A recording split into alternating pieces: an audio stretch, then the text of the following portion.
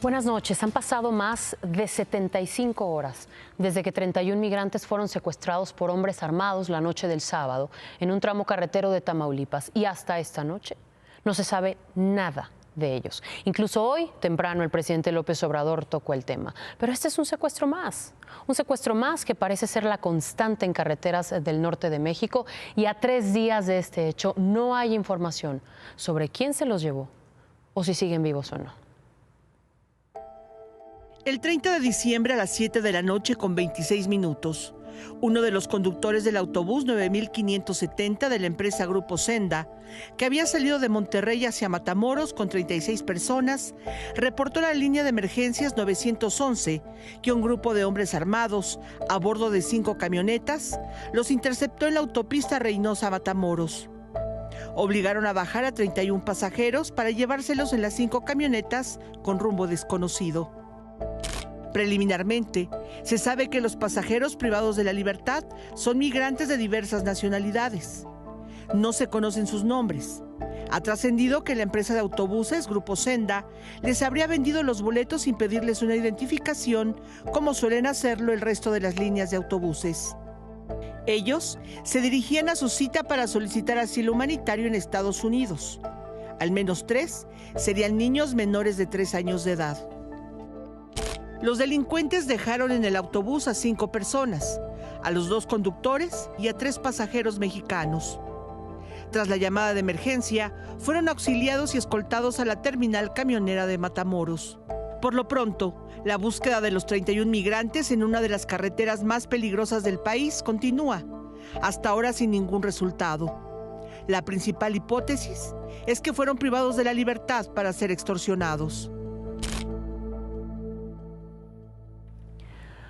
Es la constante desde hace años, el mismo modo de operar de los grupos criminales en Tamaulipas que se disputan el control del territorio. ¿Quién se los llevó? ¿Dónde están? ¿Seguirán vivos? No sabemos. Este tipo de secuestros son la constante y esta vez no hay avances en la investigación. Y ni siquiera ninguna autoridad ha confirmado las identidades y nacionalidades de esas 31 personas. Sin embargo, hoy el presidente de Colombia, Gustavo Petro, dijo que hay 4 colombianos entre estos 31 migrantes en el grupo. La embajada colombiana en México coordina con el Estado mexicano el rescate de estos 4 migrantes, dijo desde su cuenta de X. En esta misma autopista Reynosa-Matamoros, apenas anoche, fueron rescatados 5 migrantes venezolanos, también secuestrados, pero este es otro caso, según dijeron las autoridades de Tamaulipas. Pero no es el único caso.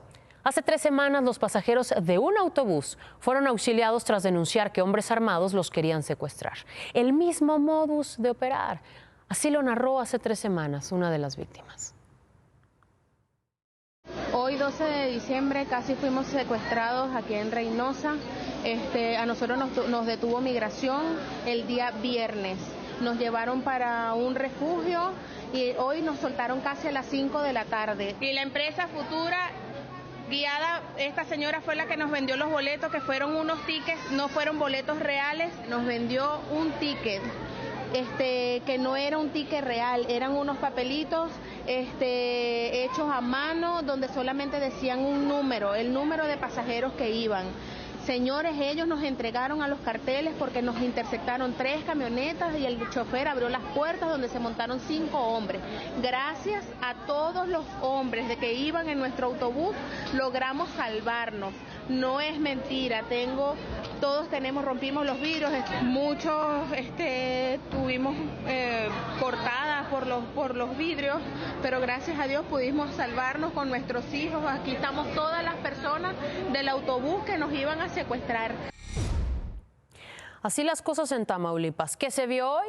Se vio a agentes de investigación de la Fiscalía de Justicia de Tamaulipas haciendo peritajes en la central de autobuses de Matamoros. Se vio entrevistar también a los empleados de esta línea de autobús Senda, inspeccionar el autobús del que bajaron a estos 31 migrantes, que por cierto está estacionado ya en el andén. Y 3 días después, son decenas de elementos federales y estatales los desplegados en las cercanías de las carreteras Río Bravo, Matamoros, Las Yescas, Valle Hermoso, Empalme y la autopista Matamoros-Reynosa. 75 horas y no hay ningún dato sobre estos 31 migrantes. Y hablando de migrantes, la caravana que se había instalado en Mapastepec, en Chiapas, se desintegró este martes tras el compromiso del Instituto Nacional de Migración de legalizar su tránsito. Esta caravana de más de 7,000 migrantes, de la que hemos hablado aquí, había avanzado poco más de 105 kilómetros en el sur de Chiapas. Desde esta tarde, algunos ya fueron trasladados en autobuses desde Mapastepec hacia el DIF en Huixtla y a algunos otros municipios de Chiapas. Pero la crisis migrante sigue dejando números exorbitantes. Hoy la Secretaría de Relaciones Exteriores, por cierto, dijo que a partir del jueves la Oficina de Aduanas y Protección Fronteriza de Estados Unidos va a reanudar operaciones en estos cruces de Eagle Pass en Texas, San Isidro en San Diego, Lukeville en Arizona y el puerto de entrada peatonal de Murray en Nogales, Arizona, que permanecieron cerrados para atender la crisis de migración irregular y para conseguir detener a los migrantes que intentaran cruzar por la vía ilegal. Cambiamos de tema porque el gobernador de Sinaloa, Rubén Rocha, pero también es sobre temas de inseguridad. El gobernador Rubén Rocha informó que entre el domingo y el lunes, hombres armados destruyeron a balazos 114 cámaras de seguridad en todo el estado, aunque la ciudad más afectada fue Culiacán. Los agresores aprovecharon los festejos de Año Nuevo para esto. ¿Por qué?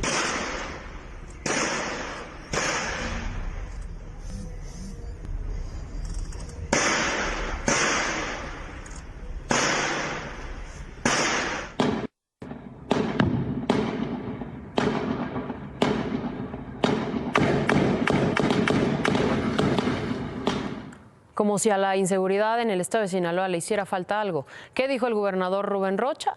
Que estos ataques se dieron de manera planeada y muy probablemente por un mismo grupo delincuencial. Pero con esto, Sinaloa se quedó con el 40% de sus cámaras de seguridad sin funcionar. Y a una semana de que un comando se llevara a estos 12 trabajadores de Taxco en Guerrero, del basurero municipal, todavía no hay rastro de ellos, no se sabe nada. Tampoco en este caso hay avances en la investigación.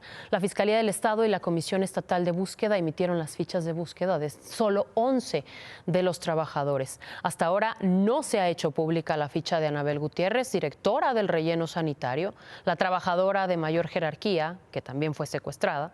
No hay una ficha, por lo menos no se ha hecho pública. Las fichas de localización son de Wendy Salas, su hija Jania Montserrat Salgado, Marcela de Jesús Valladares, Tomás Bustos, José Carlos Hernández, Diego Giovanni Sáenz, Fernando Antonio Alemán y su hijo Fernando Antonio Alemán Montenegro, Brian Alexis Sáenz y Fermín Alberto Sáenz. En más sobre violencia. Hoy por la tarde se registró una balacera en pleno Tianguis, esto en Iztacalco. Agentes de inteligencia de la Secretaría de Seguridad Ciudadana se encontraban en un operativo contra un grupo de extorsionadores cuando fueron atacados así. 2 presuntos extorsionadores murieron. Entre estos dos presuntos extorsionadores, había un agente de investigación que forma parte de la Fiscalía de Justicia Capitalina a cargo de Ernestina Godoy. Fueron 7 los lesionados y 10 los detenidos. Entre ellos también había un policía en activo y un agente de la Fiscalía. Esto fue resultado de un operativo que inició con la denuncia de los comerciantes que detectaron uno de los vehículos que utilizaban para el cobro de piso. El alcalde de Cuernavaca, José Luis Uriostegui, confirmó que el área de asuntos internos de la Secretaría de Protección y Auxilio Ciudadano está investigando a estos 2 policías municipales. Ellos fueron exhibidos en un video que circuló en las redes sociales, al parecer vendiendo un arma de fuego a un comerciante del mercado Adolfo López Mateos. Por lo pronto, los 2 policías están separados de su cargo hasta que se resuelva esta situación. Los jefes de la policía de Cuernavaca dijeron que aún no está confirmado si el arma es real. Por Dios. Descartaron, eso sí, que se trate de un arma de cargo. Anoche le informamos sobre la carta que Xóchitl Gálvez envió al presidente López Obrador pidiéndole que atienda el tema de la seguridad y que no se ría al hablar de un tema tan delicado para los mexicanos. Esta mañana, sin mencionar a Xóchitl Gálvez, el presidente López Obrador dijo esto. Que el presidente se ríe, pues ¿qué quieren? Que yo esté petrificado, que callen como momia, ¿no? Que se calle el presidente como si fuese una momia. Por cierto que hoy Xóchitl retomó sus actividades públicas, estuvo en Mérida en una reunión con militantes del PAN y los llamados Xochilovers. Claudia Sheinbaum hoy no tuvo actividades públicas, pero estuvo compartiendo algunas publicaciones en redes, publicó su nuevo spot, aseguró que fue firmado completamente por mujeres, celebró el aumento en la inversión extranjera directa y compartió una publicación de Rocío Nale, quien hoy comenzó su precampaña a la gubernatura de Veracruz. Hoy también los ministros regresaron a la Suprema Corte. La sesión solemne de apertura del primer periodo de sesiones de este año lo encabezó la ministra presidenta, Norma Piña. Ahí la ministra Yasmín Esquivel enlistó algunos de los temas que el tribunal resolvió en 2023. Aseguró que durante ese año se trataron más de 400 expedientes. En esta sesión no estuvieron presentes ni el ministro Juan Luis González Alcántara, ni las ministras Margaritas Ríos Farjat y Loreta Ortiz. La ministra Piña habló sobre los temas relevantes para la Corte. Dijo esto. Para este primer periodo de sesiones del año en curso, este Tribunal Pleno tiene listados para su análisis y resolución diversos asuntos relevantes tanto para el ejercicio de los derechos y libertades de las y los mexicanos, así como para la definición de los pesos y contrapesos que establece nuestra Constitución para el adecuado funcionamiento del Estado constitucional y democrático de derecho que nos define como país. También puntualizó lo que se buscará resolver en la Corte este año, como el conflicto de límites territoriales en los Chimalapa, donde se aclarará el fallo de unas coordenadas geográficas de la zona, la revisión de la resolución que el INAI dictó sobre reportes relacionados al caso Pegasus, las leyes para erradicar y prevenir el feminicidio en Michoacán, las acciones de inconstitucionalidad en la ley de hidrocarburos y revisarán la reforma que eliminó los fideicomisos del Poder Judicial en 2023. La ministra Piña concluyó esta sesión y confirmó que el jueves la Corte recibirá en sesión solemne a la nueva integrante de la Suprema Corte, la ministra Lenia Batres. Y la coordinadora de la bancada de Morena en el Congreso de la Ciudad de México, Marta Ávila, convocó a la cuarta sesión extraordinaria de la Junta de Coordinación Política, es decir, de los coordinadores de las bancadas, para discutir si se aprueba un periodo extraordinario con el objetivo de que se vote la ratificación o no de Ernestina Godoy como fiscal general de justicia de la ciudad. Esta reunión está planeada para mañana a la 1 de la tarde. Vamos a ver qué determinan y si votan de una vez por todas, ya lo pidió así, la ratificación de Ernestina Godoy. Vamos a ver ahora esto que ocurrió en San Cristóbal de las Casas, en Chiapas. En la sesión de Cabildo, y el señor de traje gris es el alcalde, Mariano Díaz. Siempre les hemos dado permiso, no digan que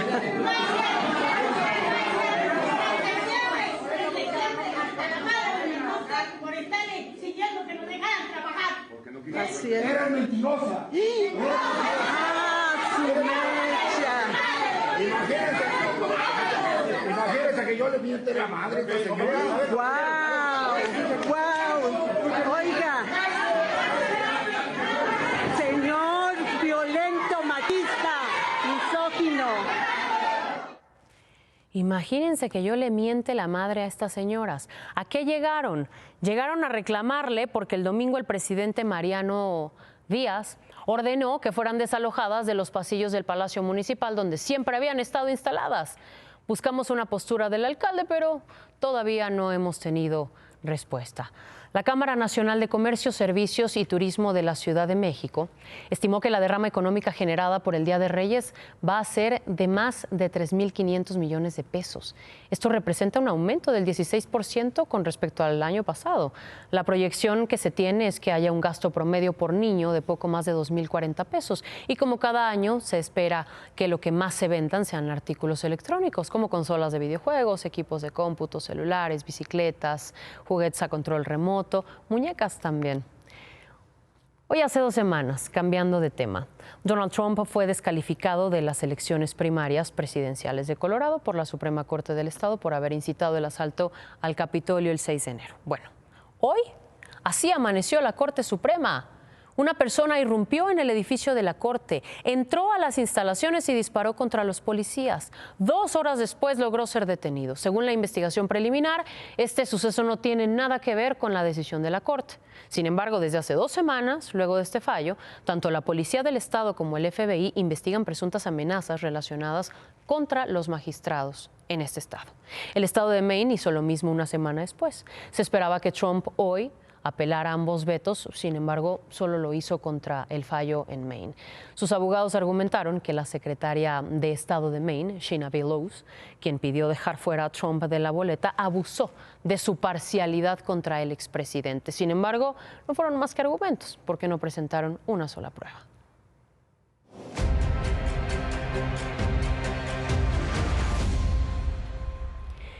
Habían pasado apenas 25 horas del terremoto en Ishikawa, Japón, cuando ocurrió una nueva tragedia, pero esta vez en Tokio.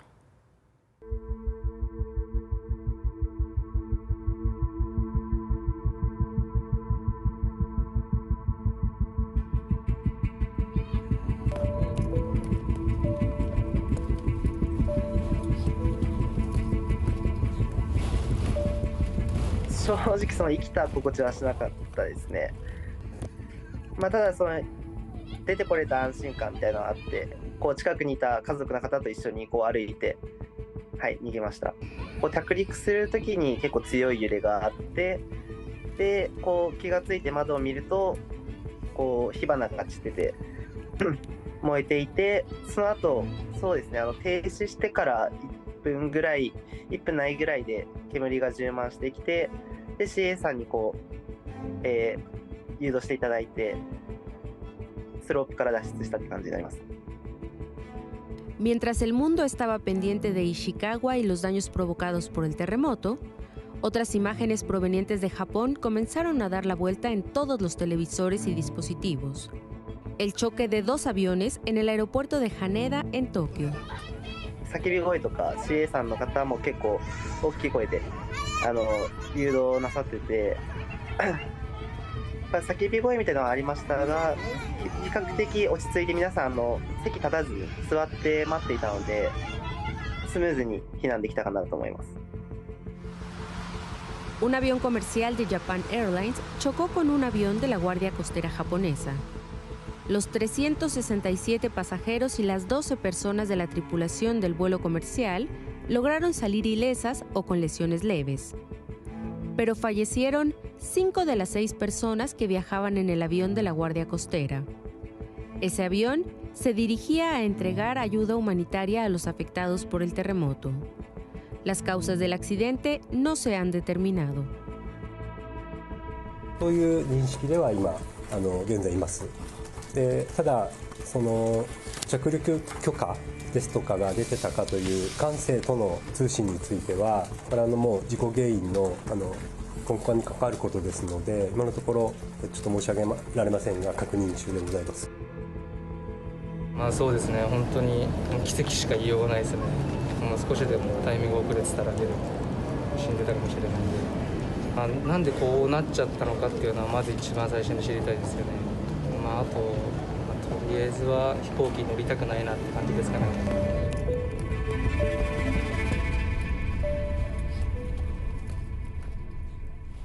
Terribles las imágenes. Todos los vuelos tuvieron que ser cancelados en el aeropuerto de Haneda. Se habla de más de 100 vuelos cancelados. Mientras tanto, a 500 kilómetros de ahí, en la prefectura de Ishikawa, las autoridades han reportado hasta este momento ya a 62 personas muertas tras el terremoto. El primer ministro Fumio Kishida aseguró que están librando una batalla contrarreloj para poder llegar a las zonas afectadas y tratar de rescatar a la mayor cantidad de personas que siguen atrapadas. Además, las réplicas continúan y continuarán según expertos durante meses, algunas todavía muy fuertes como la de 5.5 grados registrada hace unas 2 horas. Vamos a escuchar el testimonio de Dalia Haginoya, una mexicana que reside en Tokio. Así vivió ella el terremoto. Eran cerca de las 4:10 de la tarde cuando en la televisión empezaron a decir que venía un gran sismo e inmediatamente también suenan los celulares. Nosotros estamos a 460 kilómetros y dijimos, ay, pues pobre gente de Ishikawa. Pero entonces en las noticias nos seguían diciendo sismo en Ishikawa, sismo en Ishikawa, y después dijeron alerta, sismo en todo Japón. Aquí lo sentimos de una magnitud 3, que en la escala de Shindo no es la misma que la escala de Richter. La escala de Shindo mide más que nada los daños, los efectos que ocasiona un sismo, ¿no? Y allá en Ishikawa se sintió de 7.6, imagínate, muy similar al del 2017 en Ciudad de México, incluso un poquito más fuerte. En marzo podríamos estar conociendo la sentencia contra Genaro García Luna, el exsecretario de Seguridad Pública en el gobierno de Felipe Calderón, casi un año después de que arrancó su juicio en Brooklyn y que fue uno de los temas al que le dimos especial seguimiento el año pasado. Juicio en el que García Luna fue declarado culpable de varios delitos relacionados con el narcotráfico. Con esto los dejamos, luego viene ¿Qué importa? Gracias por acompañarnos. Muy buenas noches, nos vemos mañana.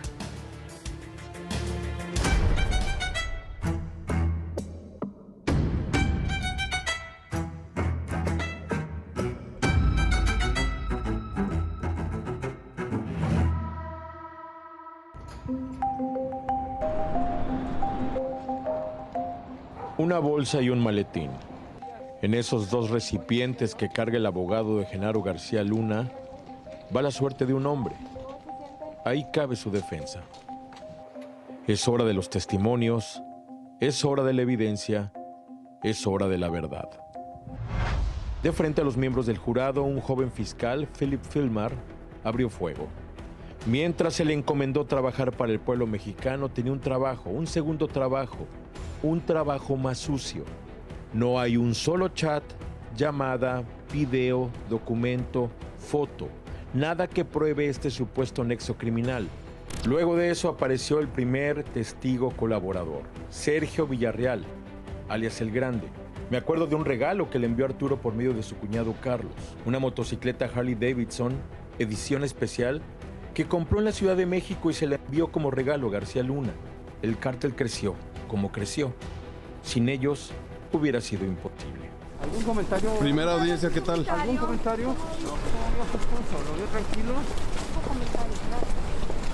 Los altos mandos de la federal, del ejército, la judicial, todo tiene arreglado. Pocos cabrones tienen los arreglos que él tiene, recuerda Tirso Martínez. ¿Le pagó sobornos directamente al acusado Genaro García Luna? No. Oscar Nava Valencia. ¿Quién es él? En el arranque de la audiencia aseguró haber entregado más de $10 millones al acusado. Arturo Beltrán le hablaba de sus relaciones con gente del gobierno, hablaba de Genaro García Luna, de Luis Cárdenas Palomino, de Ramón Pequeño. ¿Cómo se refería a García Luna? Como el licenciado, compa, el señor. García Luna nos dio un contacto para comprar equipo de intervención de llamadas. El dinero se puso en un portafolio de los que usan los abogados, de los anchos. Yo ayudé a empacar el dinero. Lo levantaron en una carretera de Morelos rumbo a Cocoyoc y lo llevaron a una oficina. Ahí Arturo le dijo, esto lo hago para que veas que para mí no hay imposibles.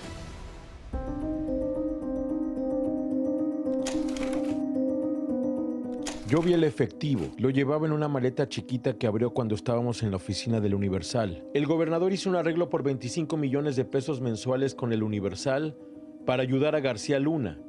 Para garantizar que su trabajo brillara, me dijo, acabo de regresar de una reunión muy importante con García Luna y Felipe Calderón, en la que me dijeron la línea es con el Chapo. ¿Y qué significa eso? Que debíamos proteger a los Chapos, no a los Beltrán.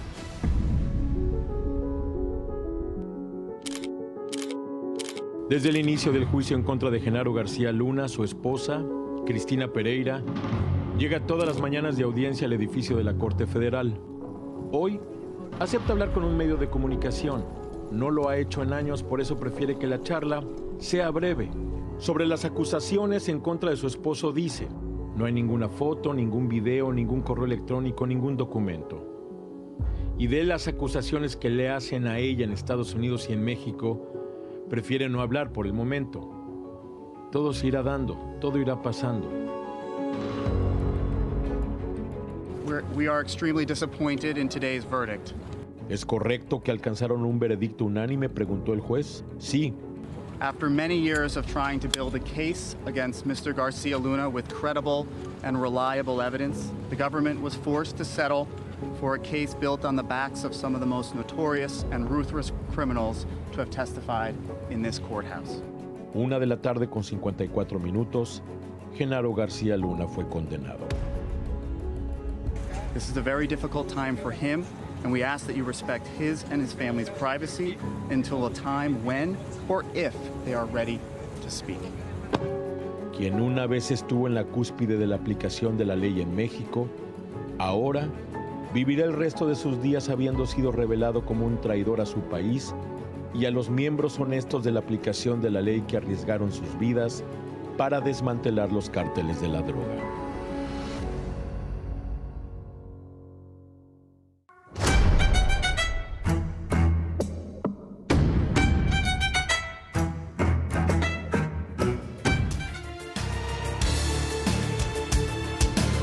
Imagen Noticias, acompáñenos de lunes a viernes, 10:30 de la noche, a través de Imagen Televisión por el 3.1 y síganos también en nuestras redes sociales.